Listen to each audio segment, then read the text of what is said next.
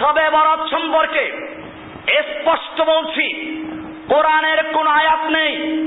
কোরআনের যে আয়াত দিয়ে এই রাজনৈতিক মার্কাজ আলেমেরা, দরবারি আলেমেরা প্রমাণ করে, আপনি আজকে ভালো করে শুনুন, হাদিসের সঙ্গে মিলান, যা বলি তাফসীর থেকে নিজের চোখে দেখুন।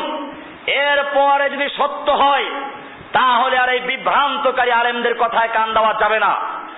এরা সূরা দুখান নিয়ে আলোচনা শুরু করে। সূরা দুখানের শুরুতেই বলা আছে, হামিম ওয়াল কিতাবিল মুবিন ইন্না আনজালনাহু ফি লাইলাতিন মুবারাকা ইন্না কুন্না মুনজিরিন ফিহা ইউফরাকু কুল্লু আমরিন হাকিম আমরাম মিন ইনদিনা।